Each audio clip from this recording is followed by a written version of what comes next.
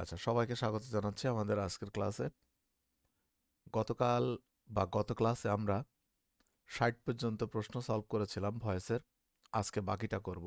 61 থেকে 70-এর মধ্যে কার কি প্রবলেম আছে একটু কাইন্ডলি হাত তোলেন। 61 থেকে 70-এর মধ্যে,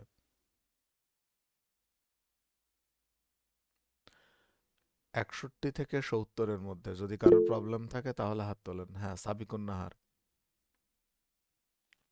স্যার 69 নাম্বারটা একটু বলেন। 69 নম্বর। 69 নম্বরটা কি আমরা আগে একটু দেখি। এটাকে আমরা অন্য জায়গায় নিয়ে যাই। হুম,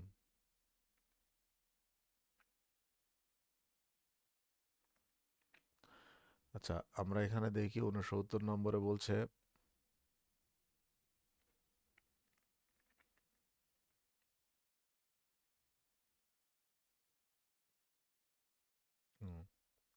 people watched the volcano erupt violently. আচ্ছা, people watched the volcano erupt violently. একটু মনোযোগ দিয়ে আমরা এটা দেখব। কত নম্বর প্রশ্ন এটা আমাদের? প্রশ্ন নম্বর হচ্ছে 69। প্রথমে দেখি পিপল ওয়াচড, তাহলে এটা কোন টেন্সে আছে? এটা আছে পাস্ট টেন্সে। এটা আগে দেখতে হবে কোন টেন্সে আছে। সবসময় নির্ণয় করতে হয় কোন টেন্সে আছে। কোন টেন্সটা হচ্ছে অত্যন্ত ইম্পর্ট্যান্ট, গুরুত্বপূর্ণ। ঠিক আছে? আচ্ছা, টেন্সটা যখন আমাদের জানা হয়ে যায় তখন বাকিগুলা কিন্তু খুব ইজিলি আমরা এটা আইডেন্টিফাই করতে পারি।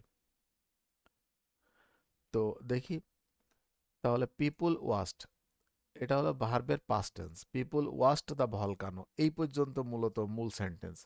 ইরাপ্ট ভায়োলেন্টলি, এইটা কিন্তু কোনো ইস্যু না। ইস্যু হলো পিপুল ওয়াস্ট, লোকজনরা দেখেছিল। কি দেখেছিল? ভলকানোকে দেখেছিল।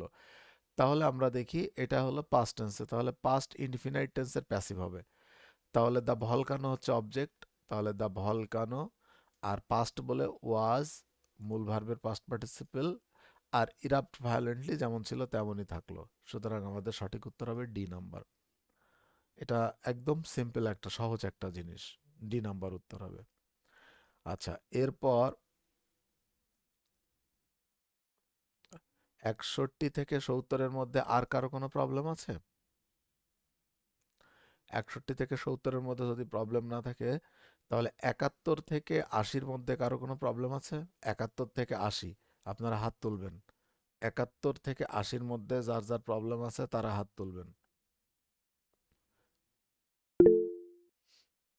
উম, কার আছে? মনিকা। হ্যাঁ, মনিকা বলেন কোনটায় সমস্যা? স্যার 71। 71 নম্বর। আচ্ছা, ঠিক আছে, আমরা দেখি 71 নম্বরটা কি প্রশ্ন আছে এবং এটাতে কেন সমস্যা আমরা সেটা দেখব। তো প্রথমে 71 নম্বরটা আমরা এখানে রাখছি। দেখি আমাদের কি প্রবলেম। বলছে they let him enter the restricted area. They let him enter the restricted area. এখানে সাবজেক্ট হচ্ছে দে, লেট হচ্ছে ভার্ব, আর হিম হচ্ছে অবজেক্ট। তাহলে আমরা সাবজেক্ট পেলাম, ভার্ব পেলাম এবং অবজেক্ট পেয়ে গেলাম। বাকি থাকলো কি? The restricted area. এইটুকু আমাদের দরকার নেই। এই এন্টার দ্য রেস্ট্রিক্টেড এরিয়া, এইটুকু আমরা পরে চিন্তা করব। আচ্ছা, তাহলে আগে দেখবো আমরা দে লেট হিম, এটার উত্তর কোনটা হতে পারে। এইটুকু বের করতে পারলে বাকিটুকু আমাদের এমনি হয়ে যাবে। আচ্ছা, তো বাকিটুকু আমরা দেখি।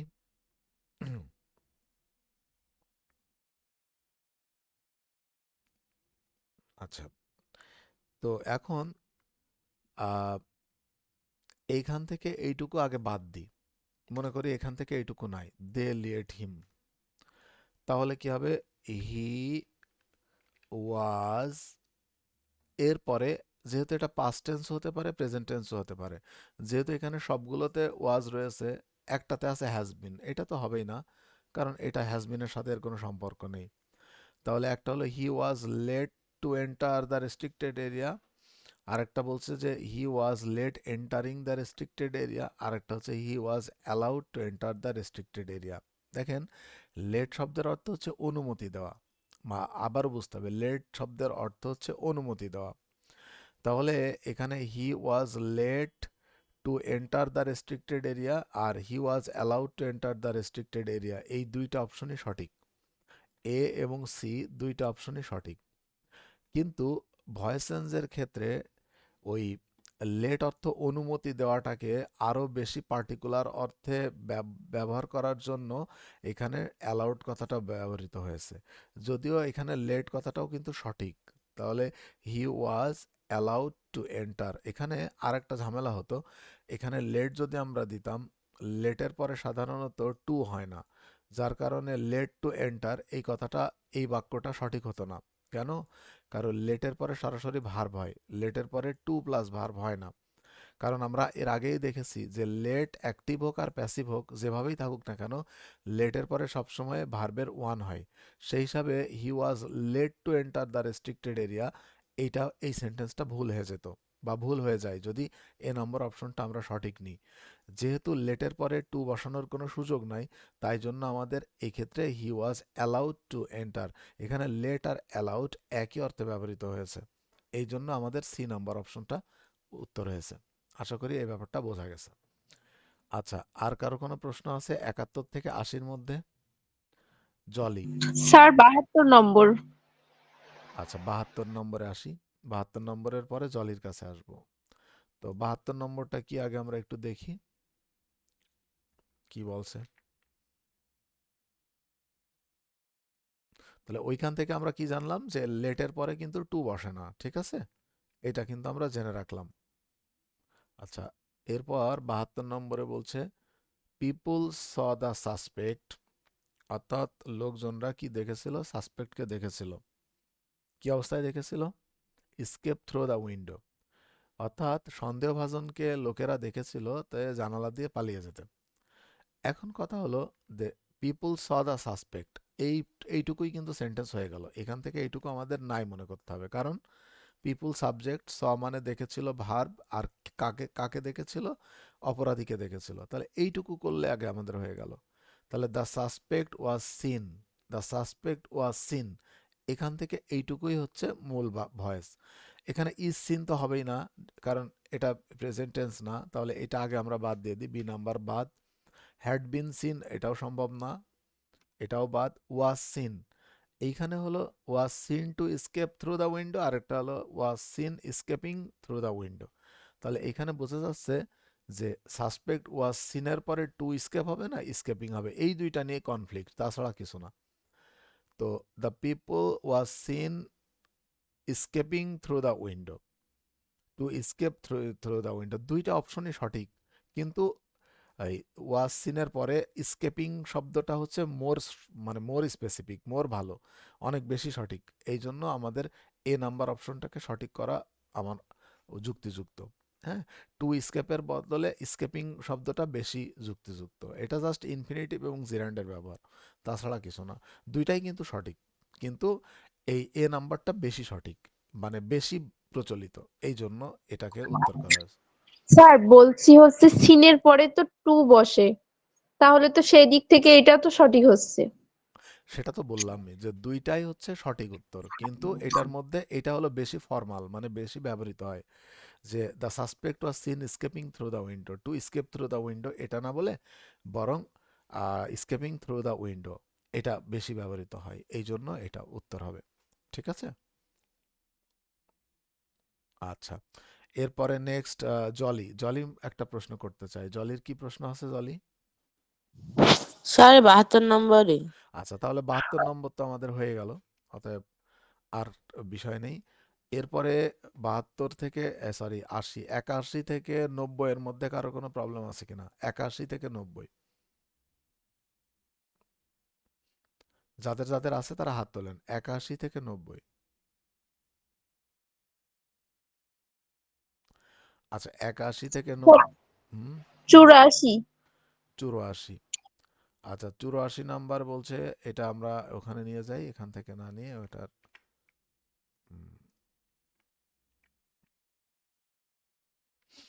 84 নাম্বারটা আমরা একটু দেখি। বলছে they heard the wolves hollowing, sorry howling in the night, they heard the wolves howling in the night. এখানে 84 নম্বরে কোনটা হবে সেটা হলো বিষয়। তো এখানে দে হার্ড দ্য উলস এই পর্যন্ত হলেই হয়ে যাচ্ছে, এটুকু বাদ দেন, কারণ এটা সাবজেক্ট, এটা ভার্ব, এটা হচ্ছে অবজেক্ট। তাহলে দেখি আমরা প্রথমে আহ, প্রথমে এটাই আসি। আর এটা তো সম্ভব না, সি নাম্বার আগে বাদ দিই। হ্যাভ বিন এটাও সম্ভব না, এটা আগে বাদ দিই। এ এবং ডি এর মধ্যে এখন ঝামেলা হবে। তাহলে এখন the owls were heard howling in the night, আর the owls were heard to howl in the night, এখানে কি ছিল আপনাদের মনে আছে? দেখেন দ্য উলস, তাহলে আমরা এই যে হলিং ইন দ্য নাইট এইটুকুর কোনো পরিবর্তনের তো দরকার নেই। তাহলে the owls were heard, the owls were heard, মানে এই যে দ্য উলস ওয়ার হার্ড, এটা পাস্ট টেন্সে আছে। হ্যাঁ, এখান থেকে এইটুকু যদি ভয়েস করা হয় তাহলে দাঁড়ায় হচ্ছে আমাদের এরকম, দ্য উলস ওয়ার হার্ড, মানে এইখান থেকে এইটুকুর ভয়েস করলে এই হলুদ অংশের ভয়েস করলে এই হলুদ অংশটুকু হয়। আর বাকি যেটুকু আছে এইটুকু যেমন ছিল তেমন বসে গেল। এই জন্য 1 নম্বর উত্তরটা সঠিক। স্যার হেয়ার্ড এর পরে তো টু বসে। না, এখানে এই সমস্ত চিন্তা করলে হবে না। এখানে খেয়াল করতে হবে যে এইখানে তো সরাসরি আপনার হলিং ইন দ্য নাইট এটুকু তো রয়েছে। আপনি চাইলে তো ও এটা এটা তো চেঞ্জ করতে পারবেন না, পারবেন? বুঝছি স্যার। আচ্ছা, তারপর নেক্সট, আর কারো কোনো প্রশ্ন আছে এই জায়গায়? জলি, হ্যাঁ জলির কি প্রশ্ন জলি? 81 থেকে 90 এর মধ্যে কি? স্যার কিছু না, ওই আগে হাত তুলছিলাম তাই। আচ্ছা, এরপর লিজার একটা প্রশ্ন আছে। লিজা 82 নাম্বার। 82 নাম্বার, চলেন 82 নাম্বারটা আমরা একটু সলভ করি। ওকে, তো 82 নাম্বারটা দেখি আমরা কি আছে। 82 number,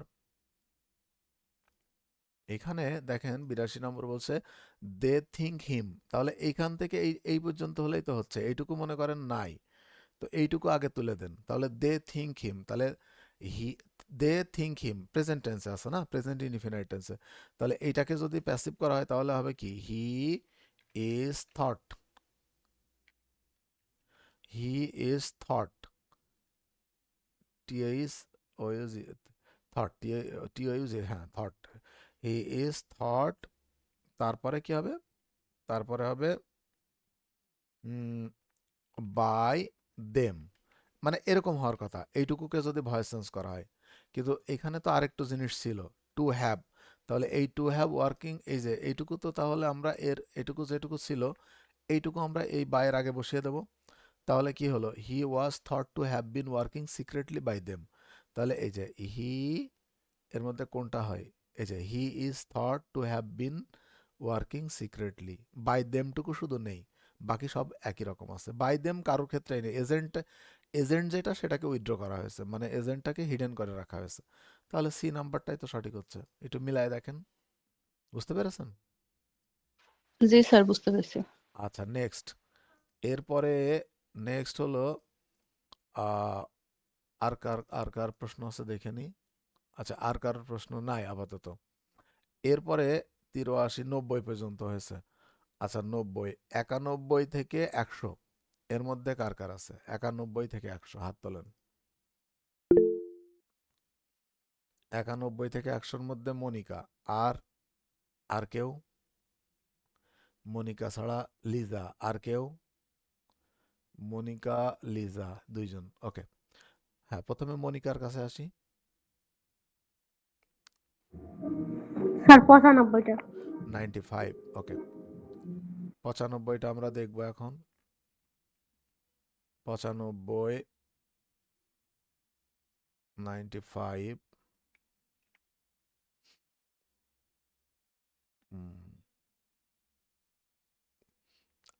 someone saw the comet appear suddenly, তাই না? আচ্ছা, someone saw the comet appear suddenly, তো এটা এই যে দ্য কমেট পর্যন্ত আমরা ধরে নিই, তারপরে মনে করি যে আর নাই এটুকু। someone saw the comet, তাহলে এটা হলো অবজেক্ট, তাহলে এটারে যদি আমরা প্যাসিভ করি তাহলে হবে এরকম, the comet was seen by somebody, এরকম হবে তাই না? এখন আমাদের এখানে বাকি কি ছিল, এটুকু ছিল অ্যাপিয়ার সাডেনলি। তো সেই অ্যাপিয়ার সাডেনলিটা আমরা এখানে নিয়ে নেব, তাহলে হয়ে গেল। তাহলে the comet was seen appear suddenly by somebody. আচ্ছা, তাহলে এখানে আহ, এখানে এই যে the comet was seen appear, appear কই এর মধ্যে কোনটা আছে? আচ্ছা, এখানে অ্যাপিয়ারিং আছে, তাহলে এটা তো হলো না, এ নাম্বারটা বাদ। দ্য কমেট হ্যাড বিন, এটাও হলো না, এটাও বাদ। The comet was seen appear suddenly by somebody, এইটা হবে। এই যে দ্য কমেট, সি নাম্বারটা হবে। উত্তরে কি ভুল স্যার বলছি একটা কোশ্চেন ছিল, হ্যাঁ, ভয়েস চেঞ্জের সময় যেটা মূল সেন্টেন্স থাকবে ওইটাই কি ফোকাস দিতে হবে বেশি, মানে আহ, যেরকম কোনোটা শেষে আইএনজি থাকলো সেই সেন্টেন্সে আইএনজি থাকলো না, মানে বেস ফর্ম থাকলো, এরকম মানে মূল সেন্টেন্সই ফোকাস দিতে হবে। রাইট, মূল সেন্টেন্সটাতেই ফোকাস দিতে হবে বেশি। হ্যাঁ, আর তারপরেও এখানে কিছু অ্যাপ্রোপ্রিয়েট প্রিপোজিশনের ব্যাপার থাকে, ঠিক আছে, কোনো ইয়ে স্যার থাকে। হ্যাঁ, হচ্ছে আজকে এই আমাদের ফুডে একটা উম, পড়ছে ন্যারেশন, হুম, আপনি যেরকম করে মানে এরকম মানে ওরকম বেস থেকে ভিতর থেকে হুম, ফুডে। আচ্ছা। তো এখানে দেখেন, উত্তর উত্তর কিন্তু আমাদের সি নাম্বারটা হওয়ার কথা, কিন্তু এই জায়গায় এইগুলোই হলো, এই যে আমি কেন, আপনারা এই যে আমার সাথে থাকাতে সুবিধা কি হচ্ছে দেখেন, খুব মনোযোগ দিয়ে দেখেন। দ্য কমেট ওয়াজ সিন, এখানে সিনের পরে যদি আপনি অ্যাপিয়ার দেন, খেয়াল করেন, তাহলে অ্যাপিয়ার একটা ভার্ব, সিন একটা ভার্ব, দুইটা ভার্ব পর পর কখনো বসতে পারে না। তাহলে সিনের পরে হয় টু ইনফিনিটিভ হবে, অর্থাৎ টু প্লাস ভার্ব হবে, অথবা ভার্বের সাথে আইএনজি হবে। তাহলে উত্তর হওয়ার কথা কিন্তু সি নাম্বার আমাদের এই হিসাবে। স্যার যে বলেন, বলছি হচ্ছে টু এর আগে পরে কি একই রকম ভার্ব বসবে? টু এর আগে পরে একই ভার রকম ভার্ব মানে আমি কথাটার অর্থ বুঝিনি। মানে যেমন হচ্ছে সিন অ্যাপিয়ার,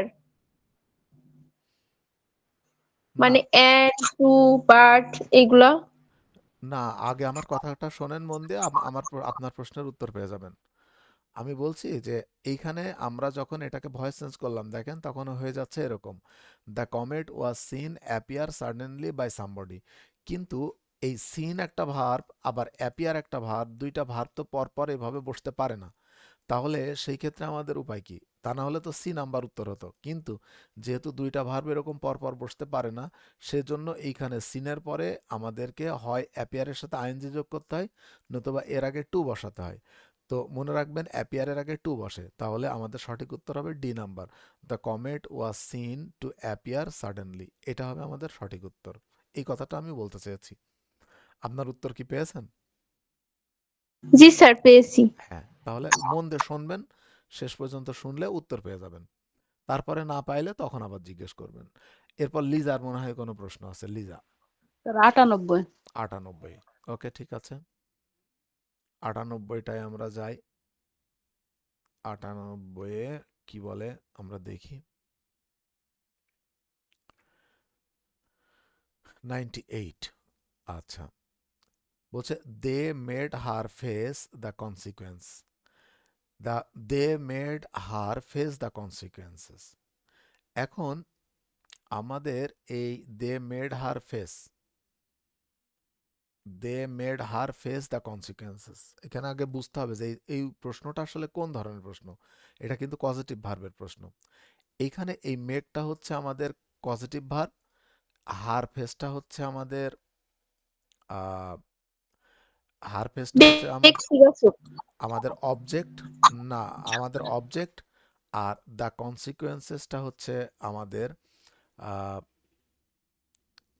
সরি, দে মেড হার, এই হারটা হচ্ছে, দুঃখিত, এই হার ফেস না, ভুল হয়ে গেল। এই হারটা, শুধুমাত্র হারটা হচ্ছে আমাদের অবজেক্ট। আর এইখানে এই যে দ্য ফেস, ফেস মানে সম্মুখীন হওয়া, এটা কিন্তু ভার্ব। এই ভার্বটা হচ্ছে আমাদের মেইন ভার্ব, বাক্যের যে মেইন ভার্ব। আর দ্য কনসিকুয়েন্সেসটা হচ্ছে অবজেক্ট, অন্য আরেকটা অবজেক্ট। তো এখন আমাদের মূল বিষয়টা বুঝতে হবে। দেখেন, দে মেড হার, তারা তাকে কনসিকোয়েন্সের সম্মুখীন করলো, তারা নিজে সম্মুখীন হয়নি, সম্মুখীন করলো। তাহলে এই যে হারটা হলো ব্যক্তিবাচক, আমরা জানি মেকের পরে ব্যক্তিবাচকই থাকুক আর বস্তুবাচকই থাকুক, উভয় ক্ষেত্রে ভি1 হয়, এই জন্য এখানে ফেস হয়েছে। আচ্ছা, এখন এটাকে যখন আমরা প্যাসিভ করব তখন কি হবে? আমরা অলরেডি মনে হয় ফ্যাক্টিটিভ এই কজেটিভ ভার্বের ইয়ে করা শিখাইছি, ভয়েস চেঞ্জ করা শিখাইছি। তাহলে আমরা এখানে এই হারটাকে আমরা মেইন অবজেক্ট হিসেবে ধরে নেব। তাহলে আমরা লিখব শি, আর যেহেতু এই যে মেডটা হলো পাস্ট টেন্স, তাহলে শি ওয়াজ মেড, আর মেডের পরে সবসময় টু হয় মানে প্যাসিভ করতে গেলে। তাহলে she was made two face the consequences by them। এখন বাই দেম যেহেতু কোনোটাতেই নেই, তার মানে বাই দেম এজেন্টটাকে ওভারলুক করা হয়েছে। তাহলে এটাকে বাদ দিলে দেখা যাবে এ নাম্বার অপশনটাই সঠিক। She was made to face the consequences. এইরকম আরও একটা বাক্যের যদি আমি উদাহরণ দিই, যেমন we made him do the work, এটাও কিন্তু ওই একই ধরনের বাক্য। তাহলে আমাদের এক্ষেত্রে করতে হবে he was made to do the work by us. এক্ষেত্রে বাই আসটা হচ্ছে আমাদের এজেন্ট আপনারা চাইলে ইগনোর করতে পারেন, এটা আমাদের দিলেও যা, না দিলেও তাই, এরকম আর কি। তাহলে দেখেন এই ধরনের বাক্যকে আমরা কিন্তু এইভাবে প্যাসিভ করি। এটা কিন্তু আমি ভয়েস চেঞ্জ করার সময় আপনাদেরকে শিখিয়েছিলাম, এবং এগুলো সব কিন্তু পরীক্ষায় আসা প্রশ্ন। তাহলে আশা করা যায় এটা আপনারা বুঝতে পেরেছেন। আচ্ছা, নেক্সট আর কার প্রশ্ন ছিল? লিজার কোনটা ছিল? লিজা না স্যার, যে 98টা ছিল তা আগে হাত উঠিয়েছিলাম, তাই নামানো হয়নি। আচ্ছা আচ্ছা, তাহলে আমরা এই 98টা আমরা পেরে গেলাম। এখন আমাদের বাকি থাকলো আর কেউ আছে? আর কারো কোনোটা প্রবলেম আছে? আর কারো কোনো প্রবলেম নাই? ও না, আছে। কে আছে? মনিকা আছে আর কানিজ লিমা আছে। আচ্ছা, মনিকা এবং কানিজ লিমা, প্রথমে কানিজ লিমা বলুক কি সমস্যা। ভাই 100 নম্বরটা বুঝাই দেন একটু। আচ্ছা, 100 নম্বরটা দেখি আমরা 100 নম্বরটাতে কি হয়। 100 নম্বরটাতে যাই আমরা।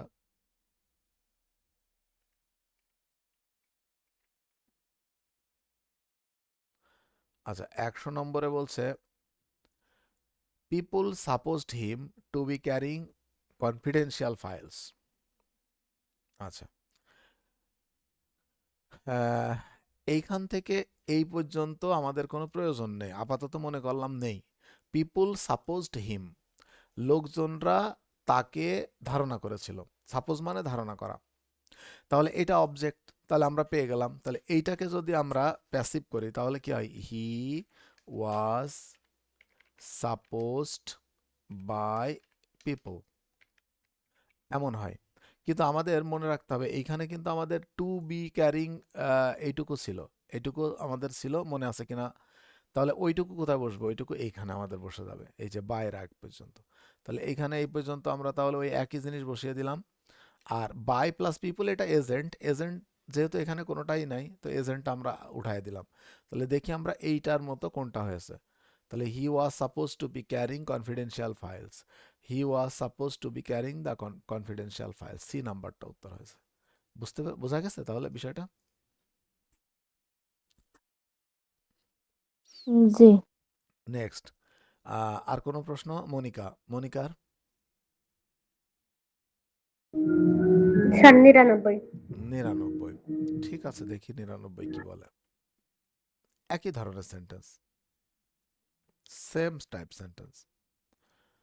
আচ্ছা, দেখি 99। 99 বলছে someone notice the old clock stop working, এটুকু আমাদের প্রয়োজন নেই, এটুকু আমরা মনে করলাম নাই। সামওয়ান নোটিসড, কেউ একজন দেখেছিল, কি দেখেছিল? দ্য ওল্ড ক্লক দেখেছিল, মানে আমাদের অবজেক্ট পেয়ে গেলেই তো চলছে, তাই না? তাহলে এইটাকে যদি আমরা এখন প্যাসিভ করি তাহলে হবে কি? দ্য ওল্ড ক্লক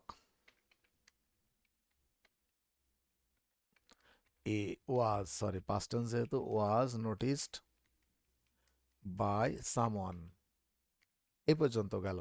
কিন্তু এইখানে আমাদের যেটা ছিল এই যে স্টপ ওয়ার্কিং, তো সেইটা আমরা এইখানে বসিয়ে দিলাম, noticed stop working by someone, তো বসালাম। এখন কথা হলো বাই সামওয়ান তো আমাদের লাগবে না, যেহেতু এটা আমাদের ইয়ে নাই, কোনো অপশনেই নাই। তাহলে ওই যে হয়ে গেল, the old clock was noticed stop working, the old clock was stop, কোনটা এটা, the old clock was noticed stopping, এই যে এখানে আছে, এই যে the old clock was noticed stop working হবে। আচ্ছা স্যার এখান এ নম্বর হবে তো, না, কারণ হচ্ছে দুইটা ঘাট তো পাশাপাশি বসে না, 2 হবে। এইটা এ নাম্বার হবে, sorry. The old clock was noticed, the old clock note to stop working, to stop working, এই যে এটা হবে। যেহেতু আমাদের নোটিসড একটা ভার্ব রয়েছে আর স্টপ একটা ভার্ব রয়েছে, দুটো পর পর বসে না। আর প্রথমে আগে বাদ দিতে দিতে আসি, হ্যাড বিন এটা তো হবেই না, ডি নাম্বারটা বাদ, ইজ দিয়ে তো হবেই না, ইজ যেহেতু এখানে ওয়াজের ব্যাপার স্যাপার, পাস্ট টেন্সের ব্যাপার, এটা বাদ।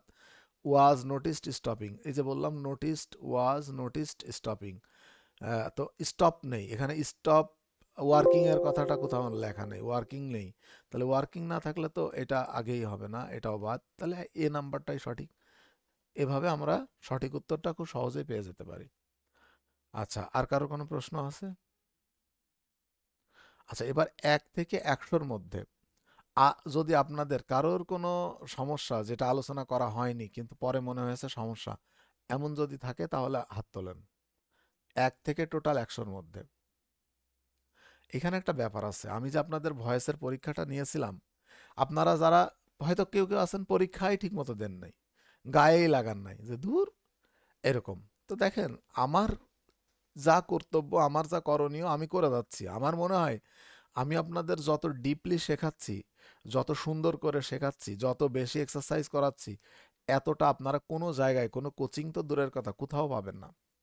এখন এত কিছু করার পরেও আপনারা যদি নিজেরা সচেতন না হন, নিজেরা বাড়িতে পড়ালেখা না করেন, পরীক্ষা না দেন, বা এগুলা নিয়ে যদি একটু প্র্যাকটিস না করেন, তাহলে তো আর আমার কিছু করার থাকে না। আমি আর কি বা করতে পারি আপনাদের জন্য, এর বেশি আর কি বা করার আছে? তো যাই হোক, তাহলে আর কারোর কোনো প্রবলেম যেহেতু নাই, তাহলে আজকের ক্লাস এ পর্যন্তই সমাপ্ত হয়ে যাবে। আগামী দিন আমরা আবার ভয়েসের উপরে আরেকটা এক্সাম নিতে চেয়েছি, ফাইনাল এক্সাম। এটা আগামীকালকে আমরা এই এক্সামটা নিয়ে নেব। আপনারা যারা যারা উপস্থিত আছেন তারা তো জানলেন, আর যারা জানেন না তাদেরকে আমি নোটিশ করে দিচ্ছি, আগামীকালকে ভয়েসের উপর চূড়ান্ত এক্সামটা নেব। যারা যারা গত পরীক্ষায় অংশগ্রহণ করতে পারেননি তারাও একটু ভালো করে ভয়েসের ক্লাসগুলো দেখে নেন, সেই সাথে একটু বাড়িতে প্র্যাকটিস করেন। মনে করেন যে এই একটা দিনের মধ্যে আমি ভয়েস চ্যাপ্টারটা এমনভাবে শেষ করব যাতে ভয়েস নিয়ে আর জীবনে কোনো দিন আমার কোনো প্রবলেম না হয়, এভাবে শেষ করেন। তো সবাইকে ধন্যবাদ জানাচ্ছি, ভালো থাকবেন সবাই, সুস্থ থাকবেন, আল্লাহ হাফেজ।